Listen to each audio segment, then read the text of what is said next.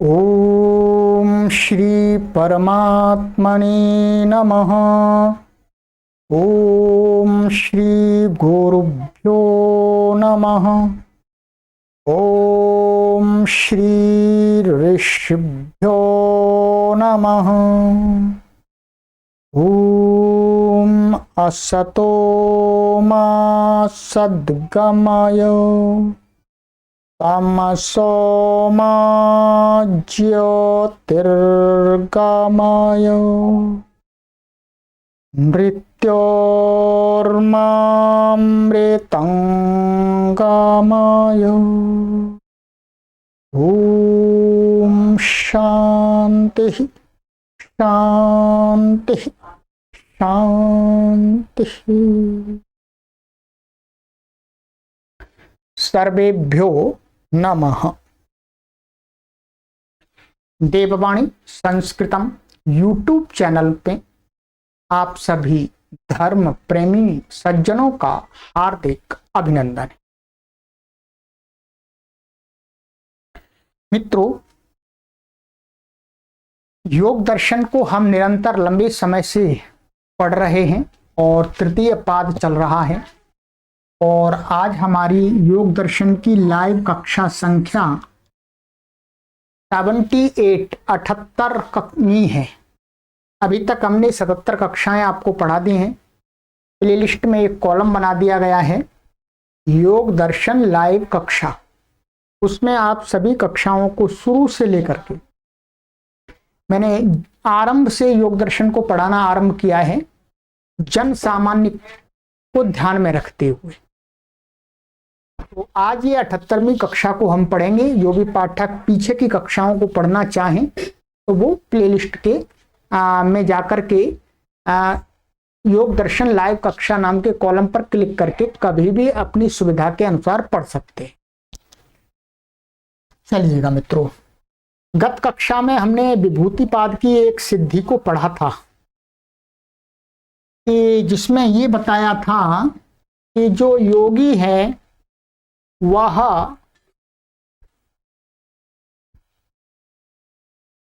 विशेष एक संयम करने से अपने चित्त को दूसरे के शरीर में प्रवेश करा देता है। यही था, अभी हम आपको बता देते हैं। ये बताया था, ये आपका सूत्र था 38वां। बंध कारण शैथिल्यात् प्रचार संवेदनाच्च चित्तस्य पर शरीरावेश। विस्तार से बता दिया था पिछली कक्षा में। जो योगी अपने चित्त पर संयम करके और उसकी गति को जान करके, मैं चित्त माने जो चित्त का जो कर्माशय है उस पर संयम करके अपने चित्त को दूसरे के शरीर में प्रवेश करा सकता है, ये बताया था। आज की कक्षा में हम आगे की सिद्धि को पढ़ते हैं। फल है आज का हमारा जो सूत्र है, सूत्र संख्या है आपके विभूतिपाद चल रहा है 39वां सूत्र है 39। ठीक है। महर्षि पतंजलि महाराज जी कहते हैं उदान जयाज जलक पंका कंटकादिश्व संगा उत्क्रांतिश्च। ठीक है, बहुत सुंदर बताया। देखिएगा, आप सभी ने पहले भी सुना होगा कि हमारे शरीर में 5 प्राण हैं। प्राण के 5 जो प्राण वायु है उस प्राण वायु की शरीर में 5 नाम हैं, स्थान भेद से, कार्य भेद से।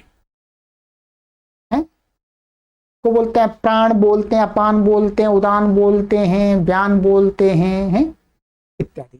वे बताएंगे, सारा बताएंगे। तो उसी में एक प्राण उदान वायु बोलते हैं। उस प्राण का एक नाम है उदान वायु। उदान वायु कहाँ रहती है ये अभी महर्षि व्यास के अनुसार जानेंगे। तो यहाँ महर्षि पतंजलि ने कहा कि कोई भी योगी उदान वायु पर संयम करता है तो उसको कौन सी सिद्धि प्राप्त होती है? बहुत विशेष सिद्धि है मित्रों।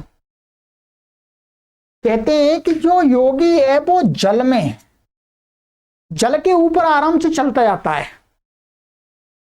ऐसी घटनाएं पहले सुनी गई थी, आपने भी सुनी होंगी, परंतु ये जो सिद्धि है ये वास्तविक महर्षि पतंजलि बता रहे हैं कि उदान वायु पर संयम करके एक साधक, एक योगी जल माने जल के ऊपर ऊपर चल सकता, जल में डूबेगा नहीं, चलता जाएगा। जैसे हम जमीन पर चलते हैं वैसे योगी जल पर चलता जाएगा।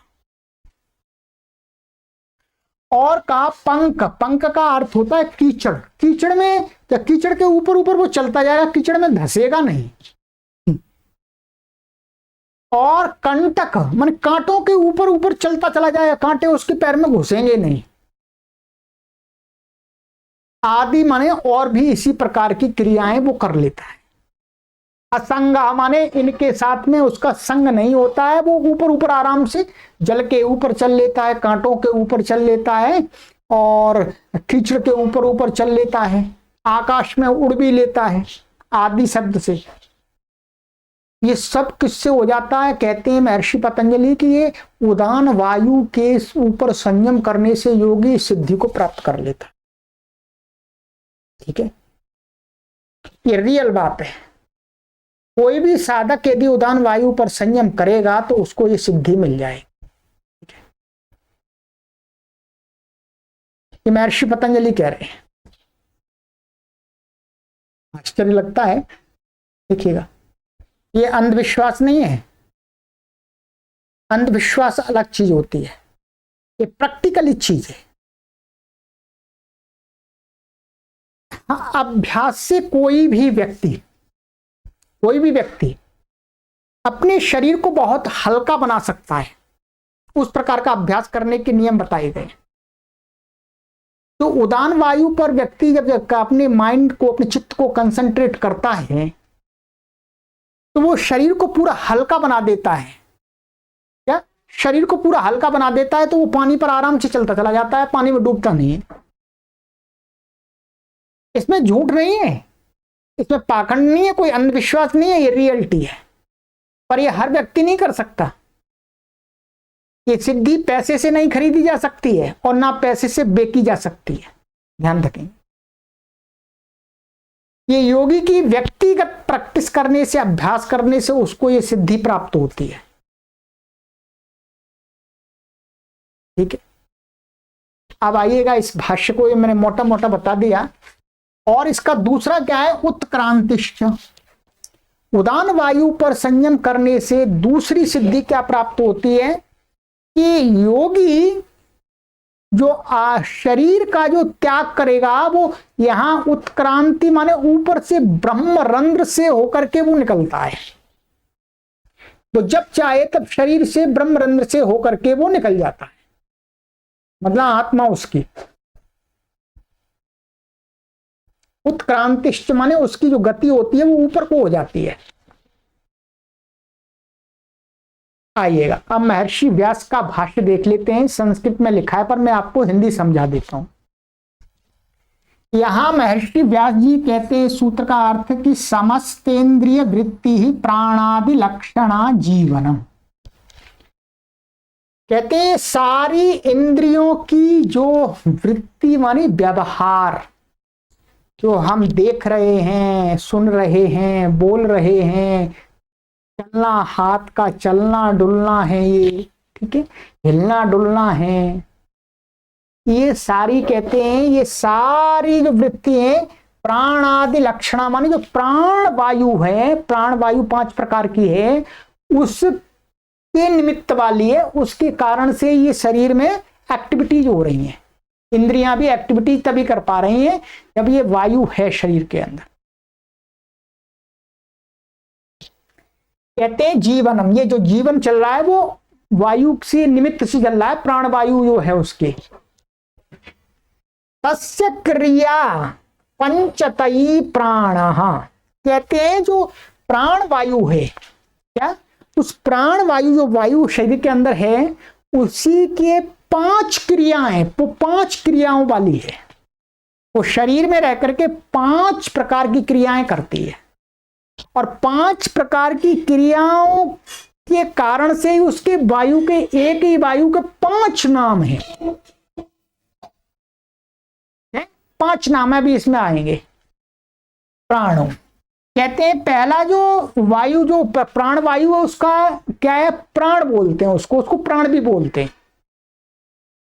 प्राण, जो प्राण रूपी जो वायु है, वो कहते हैं कि मुख नासिका गति ही आ हृदय वृत्ति है, कि मुख और नासिका से लेकर के हृदय, ये हृदय तक जो वायु की जो वायु है, उसको नाम दिया है प्राण वायु। ठीक है, ये लिखा हुआ संस्कृत में। ठीक है, मुख नासिका गति ही आ हृदय वृत्ति, माने मुख नासिका से लेकर के हृदय तक पर्यंत तक जो वायु गति करती है, उसका नाम क्या रखा है, प्राण वायु। देखिए, एक तो प्राण वायु पूरी है, वायु का नाम ही है प्राण वायु, परंतु अब इसका भी एक विशेष नाम रख दिया प्राण वायु। और कहते हैं समम नयनात् समानश्चा नाभिवृत्ति, कहते हैं कि जो समान वायु है, एक दूसरी समान वायु है, वो क्या है, हृदय से लेकर के नाभि पर्यंत तक जो वायु रहती है पेट के अंदर, शरीर के अंदर, तो उस वायु को नाम दिया है समान वायु। क्या दिया है, समान वायु। अनाभिवृत्ति माने नाभि पर्यंत तक। ठीक है, टिनेबल। अपनयनाद अपान आपाद तल वृत्ति है। और कहते हैं जो अपान वायु है, अपनयता में नीचे जाने के कारण से, नाभि से लेकर के पैरों के तलवों तक है, पैरों के तलवों तक जो वायु रहती है शरीर में, उसको नाम दिया है अपान वायु। ठीक है जी, ये अपान वायु कितनी होगी, ध्यान रखिए, प्राण, समान, अपान, 3 हो गई। और उन्नयनात् उदान आशिरोवृत्ति ही, और जो उदान वायु है वो क्या, ऊपर को चलने के कारण से, माने यहां कंठ से ऊपर जो वायु रहती है मस्तिष्क आदि में, उस वायु को नाम दिया उदान वायु। ये संस्कृत का आपको भाव बता रहा हूं, क्योंकि शब्द से आप नहीं समझ सकते हैं। ठीक है, माने कंठ से लेकर के सिर पर्यंत तक जो वायु रहती है, उसका नाम दिया है हमारे वैदिक साहित्य में, संस्कृत साहित्य में उदान वायु। 4 हो गई। व्यापी व्यान इति एषाम प्रधानम प्राणः, कहते हैं एक व्यान वायु होती है 5वीं।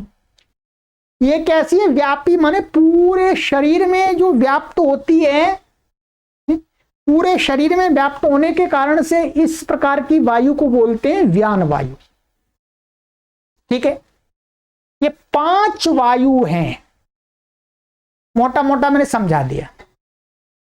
5 वायुओं में से उदान वायु पर जब योगी क्या करता है, संयम करता है, तो उसको 2 सिद्धियां मिलती हैं। एक तो जल आदि पर वो ऊपर चलता रहता है, दूसरा ऊपर की गति माने उसको ब्रह्मरंध्र से होकर निकलने की शक्ति प्राप्त हो जाती है। ब्रह्मरंध्र से जिसकी आत्मा निकलती है वो मुक्त हो जाता है, मुख्य रूप से ये भी है। ठीक है, वो फिर बार बार शरीर में जन्म नहीं लेता, योनियों में नहीं आता। वही कहा, उदान जयात जल पंका कंटका दिश्व असंग उत्क्रांतिश्च प्रयाण काले भवती, कहते हैं उदान वायु पर संयम करने से जल आदि के ऊपर चलना, कीचड़ के ऊपर चलना, ठीक है, कंट कांटों के ऊपर चलना, ये सिद्धि प्राप्त हो जाती है।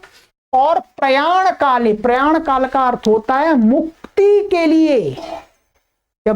जब आत्मा मुक्ति के लिए प्रयाण करता है, चल पड़ता है, तो वो कहां से निकलता है, शरीर में से उत्क्रांतिश्च माने ब्रह्मरंध्र से निकलने की शक्ति को प्राप्त कर लेता है।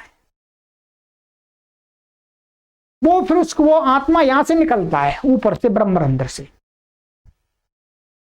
और कहते हैं ताम वशित्वेन प्रतिपद्यते, माने इस प्रकार से उस उत्क्रांति माने ऊपर की गति को वो प्राप्त कर लेता, अपने वश में कर लेता है योगी, उदान वायु पर संयम करने से।